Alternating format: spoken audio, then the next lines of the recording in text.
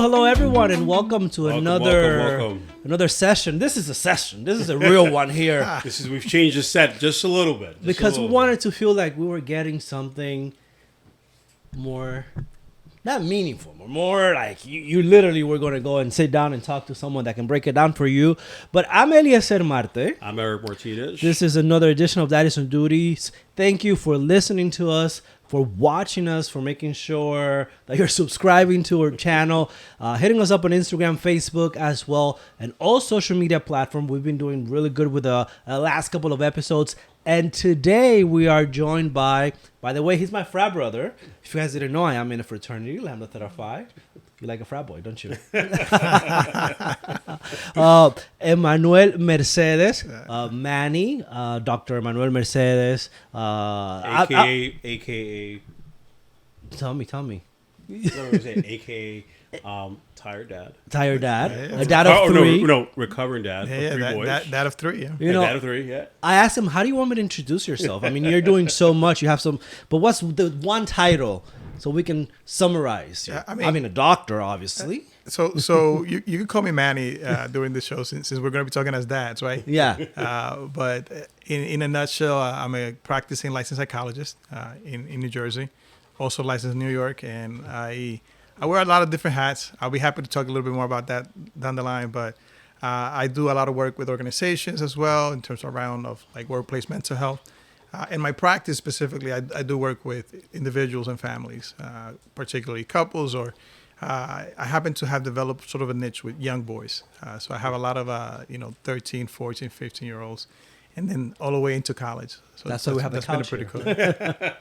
but I'm glad you mentioned that you are, specializing, or you work a lot with young individuals, young boys, because this is going to take us to today's topic, right? Eric and I were having this conversation the other day with something that we embrace at home, and it's authenticity.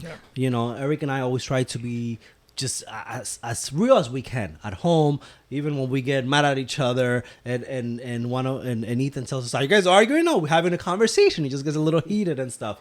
But talking to today's topic, we really want to know, how do we go by making sure that as parents we are raising our children in an authentic way? I mean, the question is so important nowadays, especially because when you think about the influence of social media, right? Everyone is a filter or walks around as a filter, right? Everybody's showing some part of themselves, some version of themselves. And the truth is, it is really hard to be ourselves nowadays when there's so much emphasis on playing a particular role or being a particular persona, right?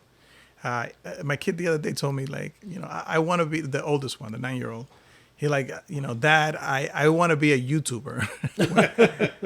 Because you have these characters who are on TV and on YouTube and other channels who play a role that seems to be attractive, but you don't know the real stories, right? So then obviously that has some serious consequences. People don't realize that, right? And so it is important to talk about, well, first of all, what is authenticity, right?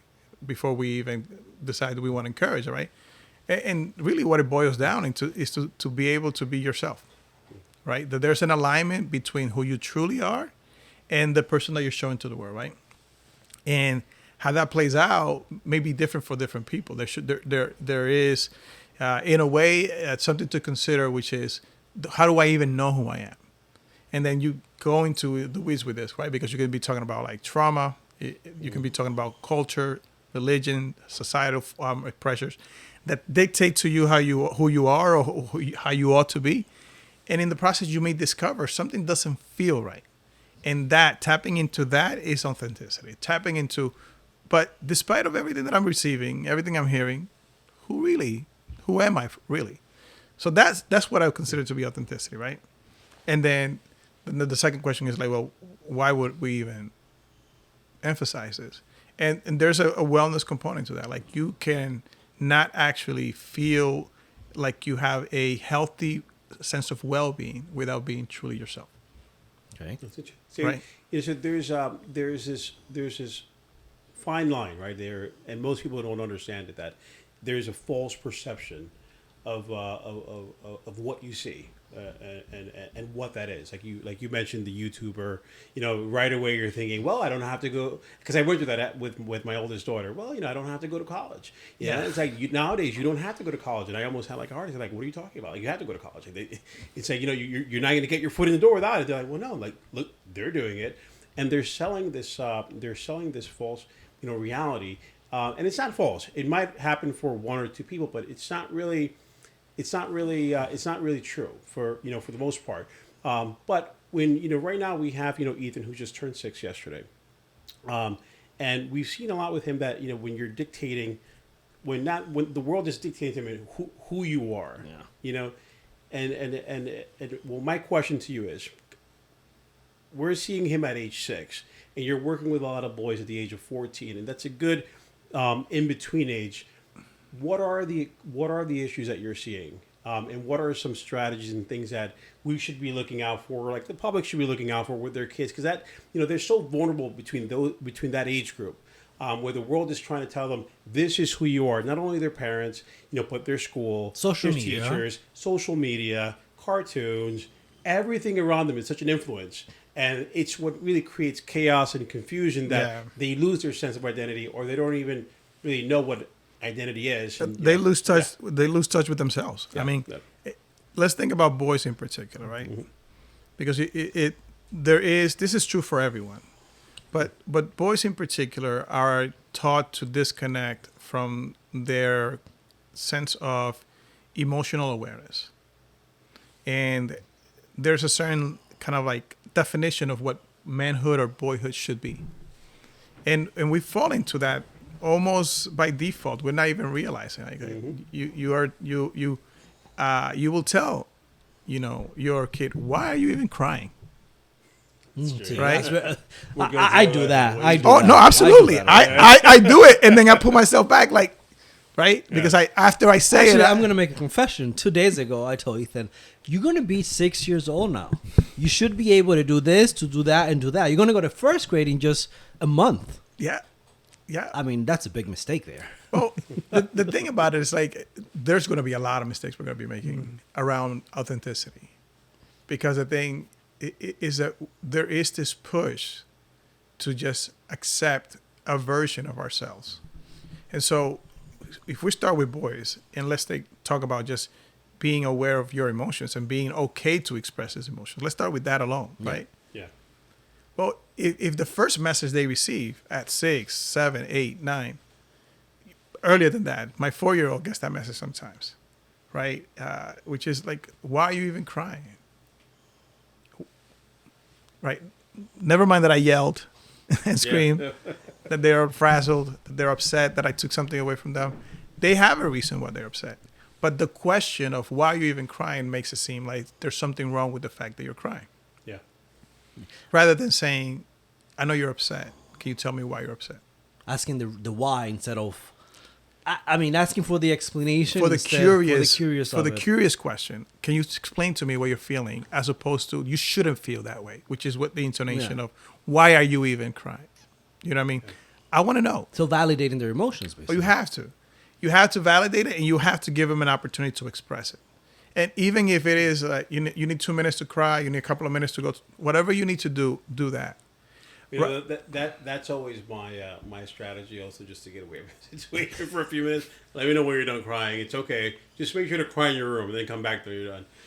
Oh, absolutely. But do you let them cry by themselves, or do you cry with them? I mean, no, you don't cry with them. You should cry with them. It depends. I mean, if they're crying because they didn't get ice cream, and you sit there and you're like, oh my God, and you're crying with them. Well, not literally cry with them. Then I'm going to give you my phone number so you can call me for a session, because there's something else there, right? No, but you know what? There are other ways, I think, that we can align the expression of emotion, right? So, for example, we have this kind of like idea that we should not show our kids the same level of intensity of emotion, that we should be even keel all the time, that there's something wrong if we get upset. When in fact, I think it's also important to let our kids know, like, hey, daddy gets upset. and daddy will make mistakes, and daddy has to apologize. Sorry to interrupt you for 1 second. Uh-uh. Does this tie into the whole gentle parenting thing? Oh, listen, you took the words right out of my head. Drives me nuts. I'm like, you know what? I don't think I'm suited for this. I don't think that there's a Dominican out there that know what gentle parenting is. It all depends. It varies, right? Like every culture is different. Yeah. I mean, don't tell me you didn't get hit with a chancleta. You didn't get hit with a chancleta. I mean, I got hit hasta con el cubo del agua. Parenting is a culture. I think that's a whole new generational phenomenon now. I think the generation, from a generational standpoint, it doesn't matter what culture you were from. I mean, if you had an Italian nonna, you were getting whipped. If you had a Dominican grandma, you were getting whipped. That was a generation. I mean, now the gentle parenting is my generation, anyone who was an adult in proximity to you doing something messed up, you were gonna get it, right? So with gentle parenting, the intention is to allow for a kid to have a voice, and I don't disagree with that, and to provide space. The thing is, and I agree with this premise, is we mistake that with we should be our kids' sort of friend and make them happy. And that makes it difficult because life is not always going to be happy. Mm-hmm. Yeah. Mm-hmm. So you have to show kids that there are going to be difficult emotions that have to be dealt with. You have to let them know you're not always going to get your way. Yesterday I was talking to a client and he was saying, like, when can you tell the difference when you should let your kid get what they want versus when you don't? Or what should be the sort of like the way to discern when you should allow your kid to feel disappointed. And I'm like, well, you have to have certain sort of values in place. And for me is, if I want to disappoint my kid, I'd rather disappoint them around something that they didn't get versus time spent with me. So that's like, if I can give you quality of time with me, I'd rather do that. But but I have to find a way to disappoint you. Yeah. I have to find a way to upset you. And so, you know what? You want ice cream. You already had a cookie. You can't get ice cream. And then they go into, a major tantrum. And you let them know it's okay to be upset because you didn't get ice cream. I will be upset too. Right? Mm-hmm. And have them go through that sort of like ray of emotions. And then at the end tell you, you know what? You don't love me. You're really angry. You're saying a lot of mean things. And what And what you're saying is hurtful.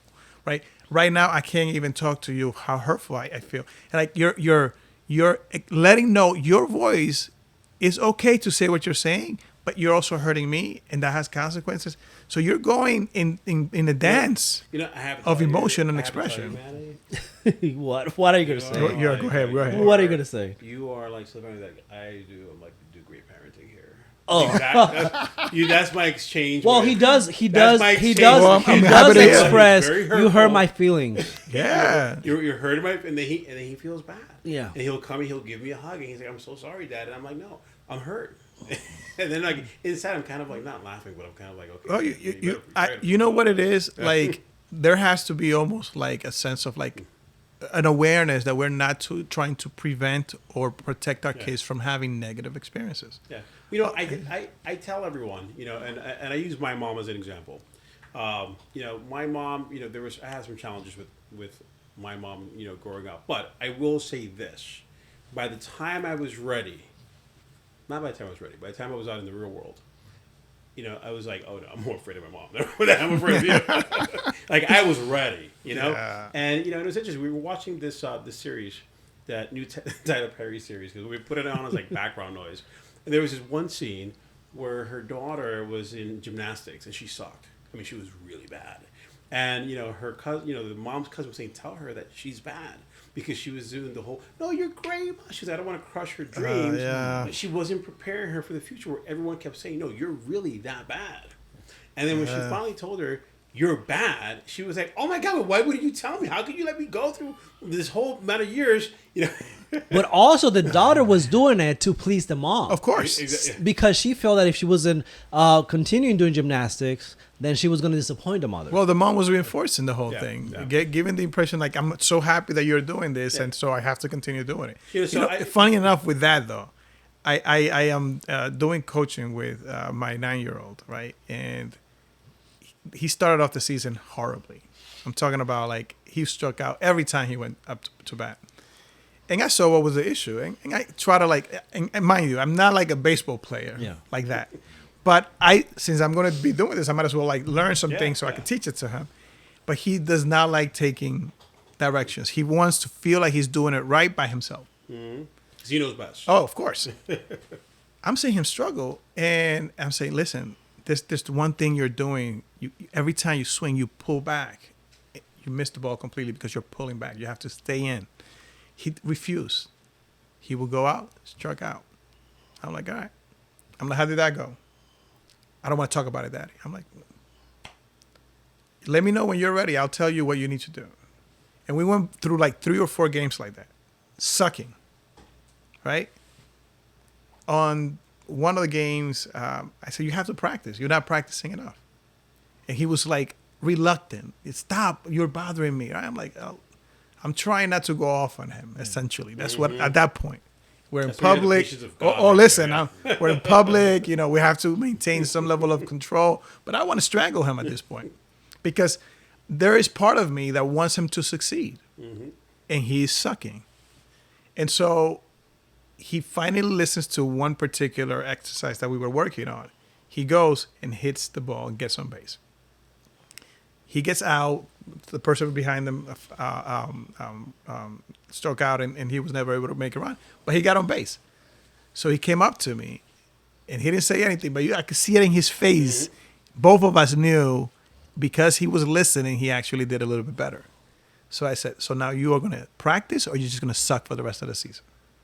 Okay. Now, in that moment, that was not gentle parenting. I know. But the thing is, he needed to realize there is a difference between being an athlete that practices and just showing up thinking I should be naturally good. Yeah. Right? And if you're going to be that second person, you're going to suck. You're going to reach a point. And he needed to actually hear that. Following game, he actually went up to me like, all right, Dad, can you tell me how I should play this? Right? It's not that we are in like gun-ho making our kids feel like crap. It's that the reality is there are going to be some crappy situations that we just have to be honest with our kids. We have to be genuine.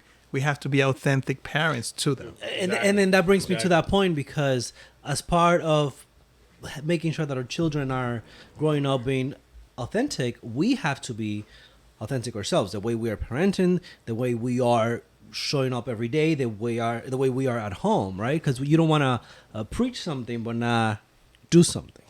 I mean, when you ask the question, how do we teach our kids to be authentic? The number one rule is you have to be authentic yourself. Yeah. Like if you have no awareness of your own process towards authenticity, and what I mean by process is because it's not a destination. We're going to have to be working on authenticity for the rest of our lives. It's a daily practice of absolutely. So much so, right, that if you get in the wrong relationship, if you start off as an authentic person and you get in the wrong relationship, you can lose a sense of authenticity, right? No one is born not authentic. Kids are just themselves, right? But then they receive messages that tell them you should be something else. And in that process, they lose a connection with themselves, right? And then you get to a point where even though you started off one way, you end up differently. So it has to be a daily practice because we could be authentic. And a job could change your perspective on how you should show up. Now, what are the what do you hear like on average? Like, what are the things that you hear often in your practice with that age group? So, like the common their common concerns and problems and issues. There's a few different things. I think the one thing that usually shows up is how do I fit in? How do I connect with other people? Right?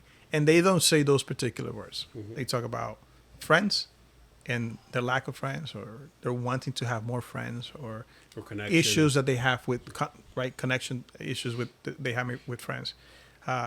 Love starts coming up as a theme for a lot of these young, the teenagers. They might not have a girlfriend or boyfriend, but they are definitely interested in getting to know people, and they have crushes and they don't know how to express that. And all these emotions are showing up. But in doing all of that, they are trying to figure out what is the version of myself that I should be showing up with, as opposed to, is it okay for me to just be myself and let people kind of come to me as I am and be attracted to whoever I am? Again, we add those kind of layers of in the conversation of complexity. For them, it's more like, let's say my patient John, for some reason I was hanging out and Joey, I noticed, actually this is a real scenario. I have one teenager who there was like some kind of like tennis or racquetball game that was coming up in the school. Everybody had to find their own small team and they would compete amongst themselves. He had someone already in mind, close friend, and that person chose somebody else. And he was like, I think his world is just. Oh, listen! Yeah, that's like, he came in. World, he came in there like, we have something really serious to talk about. Yeah. And he's telling me this. He's feeling crushed, and he's like, maybe it was like he doesn't like me, and now he's like questioning everything about himself, and everything. Like, why would he choose that person? Like, that person is corny, or that person doesn't even know how to play as good as I. Like, he went through a major crisis in that moment as he was trying to figure out, why was I rejected? And that's the thing that we're trying to avoid in a way. Like, when we are trying to become authentic, or we're in the process of authenticity, there's some big struggle there because of the fear of rejection. We don't want people to say to us. That's why I asked you that now too, because even with Ethan at 5 years old, he's asked that question now too. It's like, it's funny now, it's come up at 5. Well, he's 6 now. At 5, he's learned like rejection, which is funny because ironically it's mostly with girls, but it's like rejection. Like, well, why didn't they want to play with me? Am I ugly? Like, and he'll say, he came with some like, am I ugly? Yeah. Or is it because of this? And he's questioning, and I find that very like interesting. Like, you question yourself, and like there might be something wrong with me that they don't want to play with me. So, just wondering, we were having this conversation the other day, like, how does that, progress into those years? And I was like, I don't even know if there's anything that we can do with that, just part of like, the whole process. But for him, I can see that it's really affecting him. Yeah. And we even talked to his, to his therapist and like his play therapist, because there's not much that, they can really do, but because it's really been like, it's been weighing heavy on him. And I'm like, well, that's his whole world. He goes to school. That's his whole world. But he's been, he's felt like rejection when some of the kids chose to play with the other kids, and and I feel like now it's as time goes on, you can see that he's questioning, like, am I, like, I was brushing, he said, no, don't brush it that way. Or the shoes. No, these are not the shoes for today. Or today's gym class. I'm not gonna wear jeans. Yeah, like, so now he's understanding, but the way that it's unraveling, it's like simple things like, no, brush my hair this way, and it's like, no, like, when we tell him, I tell him, you're very handsome. No, I'm ugly. No, you're a very handsome kid. He goes, no, I'm ugly, and I'm like, oh. So let me tell you a quick story about very handsome kid, because I think, and you probably agree with me, we all agree here that our kids are cute, right? Yeah. Some kids are ugly. I know some kids. I'm just making sure that we're on the same page. Okay. Yeah, we agree that our kids. Our kids. Yeah, right? Yeah. The problem with that's not going to be the clip for this podcast. The problem is that we believe our kids are cute, but someone out there is going to think our kid is ugly. Yeah. I know. Right? They're insane, but that's the reality, right? Yeah. And I had this one other kid who said to me, I'm mad at my mom. And I'm like, why are you mad at your mom? He's like, actually, I don't even want to talk to her right now. And I'm like, what is going on? Like, talk to me. He's like, she made me believe that I was the smartest kid in the school and I'm struggling with math. So how can I be the smartest kid and I'm struggling with math? And she's always telling me, you're so smart. And she said that I am like so cute, and that's not true. I'm not the handsome. I'm not even cute. Like he's having this moment of like reckoning. Right? Now, mind you, he's a normal kid. Mm-hmm. Some people will find him attractive, and some others won't. So then, do you blame 14, the 15. Parent because the parent's not being honest? But this is the thing, right? That is the thing. Like how we compliment our kids has to be cautious of the reality that they are actually experiencing and living. Like you can't tell your kid, you're the best baseball player out there, and he sucks, right? Like you have to at least say, listen, and this is what I sort of, and you'll find this in the research, is you should recommend effort.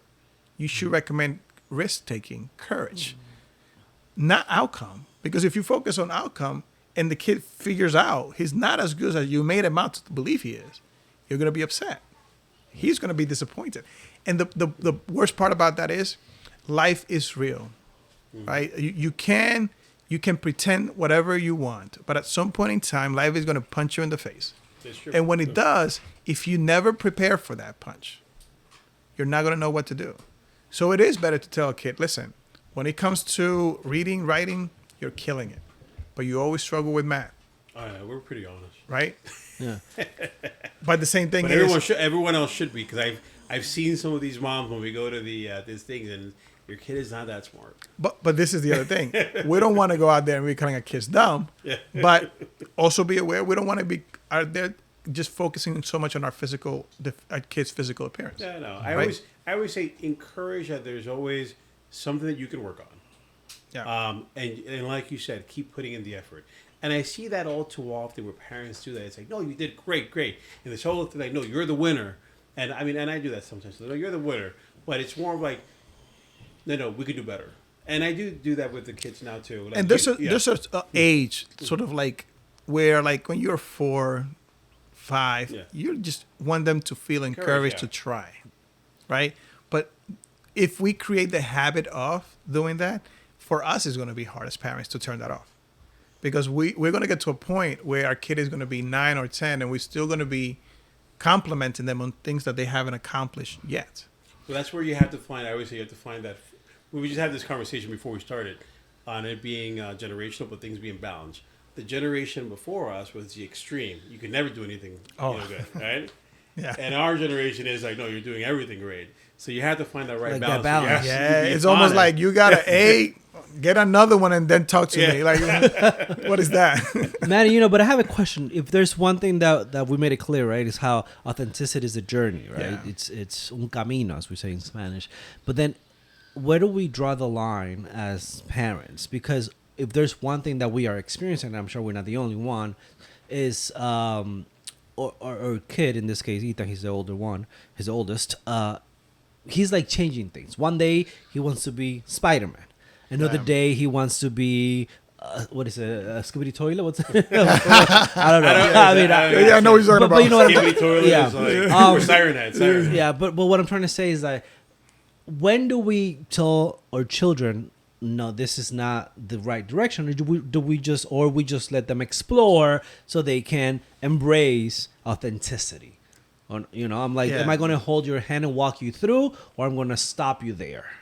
Because one day I'm afraid he's going to wake up, and it's fine if he does, that he wants to be a tree, and you know what I'm saying? Where do you set the limit is what you're asking? Yeah. You know what? I'm gonna. And you can add to that because add on to that when you get to the far end of it, right? It's kind of like when your kids are deciding what they want to do, or like what they're going to major in, what they want to do when they grow up. Now we understand, you understand the evolving landscape, right? Now you're introducing AI, so you know what jobs might be available, not be available later on. So you might have a child say, hey, I want to do this, which if you follow market trends, okay, that might not be around, then, or 100% will not be around. So you need to steer your child in the right direction, because at the end of the day, this kid needs to, they need to fend for themselves. You want that, but you also don't want to discourage them from pursuing their dreams, but you have to. So then you might have a kid who might say, okay, I'm not going to go to school and I'm going to pursue this,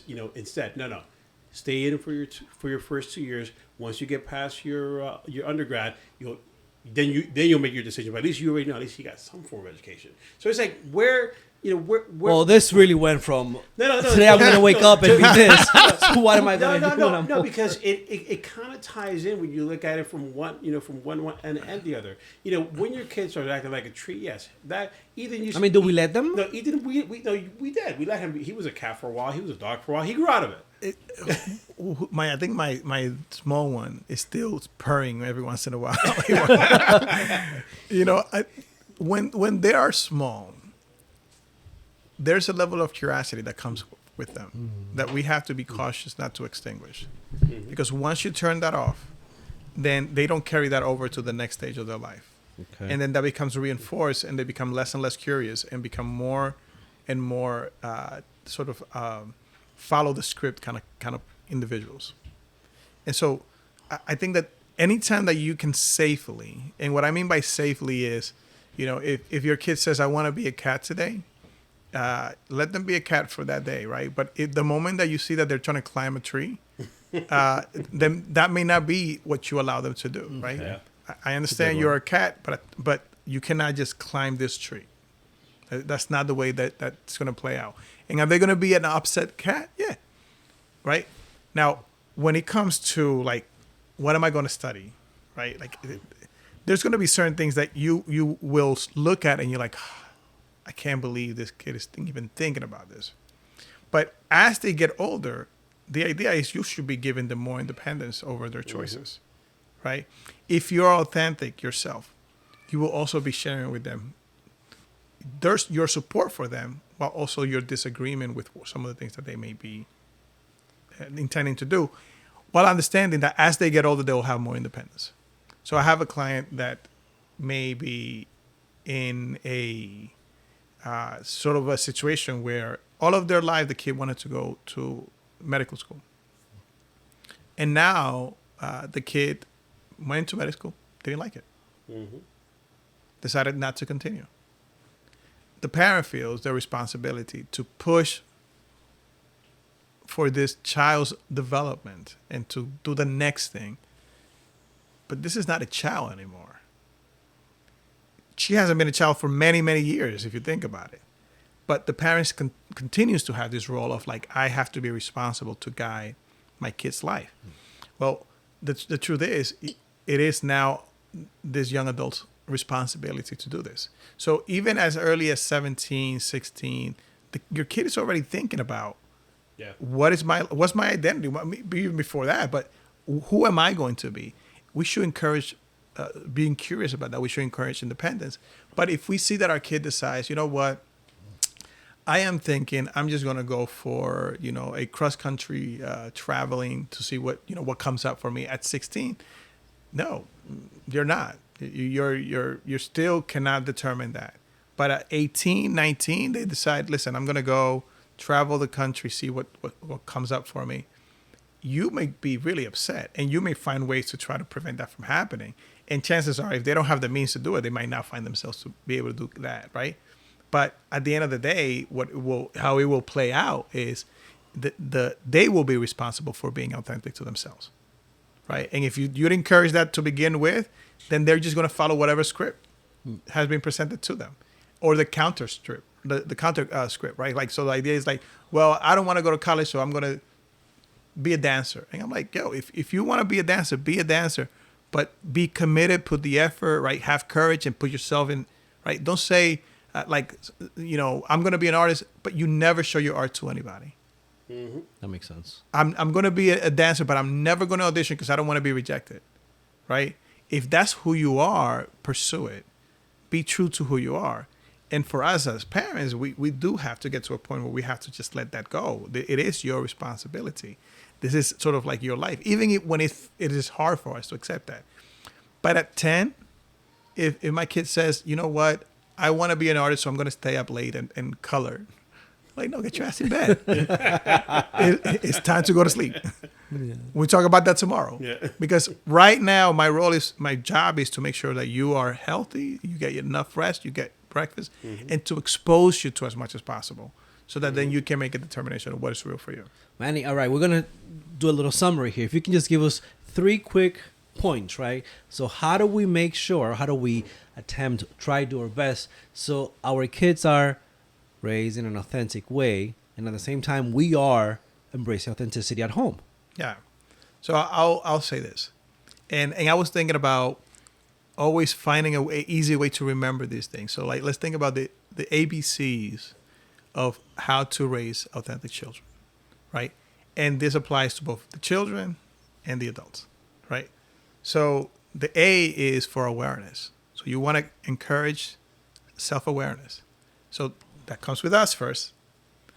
If they see us working on our self-awareness, if they see us practice things like meditation, journaling, go to therapy, and they see that as normal, and we encourage them, we ask questions that encourage their self-awareness, we're already on the right track. You can't be authentic if you're not aware of your feelings, your beliefs, your thoughts. B is being fully yourself. And that connects with being able to accept who you are, all of yourself. I'm always dancing like a crazy guy at home. That's who I am. Listen, if that is who you are, the good and the bad, right? If you are confident at something, then be happy about that. But if you're not confident, that is also part of your identity. We don't want to delete or reject any part of ourselves. So being fully who we are. And the third thing is encouraging our kids to try new things and be courageous. Courage is actually the most challenging part, because when you're thinking about the road to authenticity is in actually taking action, and that's where courage comes in. Beautiful. So our behavior is the part that becomes more challenging, to transition from what we believe to actually behaving in the way that we believe. That takes a lot of courage, and in a society that oftentimes pushes back on people being authentic. Mm-hmm. And that's also translation, stop being a helicopter dad. That's another topic. That's another topic. With that, Manny, Enmanuel, thank you so much for being here. We want to hear from you at home. What are you doing to, just make sure that your kids are being raised in an authentic way? How are you practicing authenticity at home?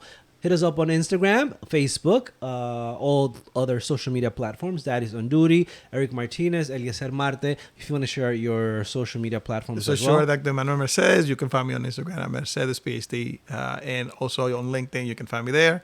My website is mercedesphd.com. All right. Thank you guys for watching us, for listening to us.